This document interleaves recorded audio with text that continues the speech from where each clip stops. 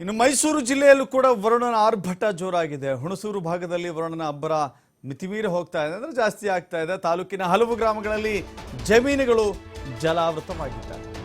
ಒಂದು ಕಡೆ ಬೇಸಿಗೆ ಅಥವಾ ಈ ಬಾರಿ ಬರ ಇತ್ತು, ಅತಿ ಹೆಚ್ಚಾಗಿ ಬರ ಇದ್ದ ಕಾರಣಕ್ಕಾಗಿ ರೈತನಿಗೆ ಬೆಳೆ ಬೆಳಿಲಿಕ್ಕೆ ಸಾಧ್ಯವಾಗಿಲ್ಲ. ಇರುವಂಥ ಅಲ್ಪ ಪ್ರಮಾಣದ ಬೆಳೆ ಈಗ ತಂಬಾಕು, ಶುಂಠಿ ಇದೆ. ಶುಂಠಿ ಮತ್ತು ತಂಬಾಕು ನೀರಿನಲ್ಲಿ ಕೊಚ್ಕೊಂಡು ಹೋಗ್ತಾ ಇದೆ. ಒಂದು ರೀತಿ ಬರದಿಂದಲೂ ಕಷ್ಟ, ನೆರೆಯಿಂದಲೂ ಕಷ್ಟ. ರೈತನಿಗೆ ಎಲ್ಲ ಕಡೆಯಿಂದಲೂ ಕೂಡ ನಷ್ಟ ಆಗ್ತಾ ಇದೆ.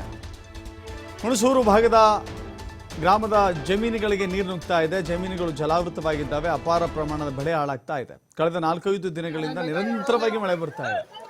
ನಿರಂತರವಾಗಿ ಮಳೆ ಸುರಿತಾ ಇದೆ. ಈ ರೀತಿ ಕೊಚ್ಕೊಂಡು ಹೋಗ್ತಾ ಇದೆ. ನೋಡ್ತಾ ಇದ್ದೀರ ದೃಶ್ಯಾವಳಿಗಳಲ್ಲಿ. ಸೂಕ್ತ ಪರಿಹಾರ ಕೊಡಬೇಕು ಅಂತ ಹೇಳಿ ರೈತರು ಆಗ್ರಹ ಮಾಡ್ತಾ ಇದ್ದಾರೆ.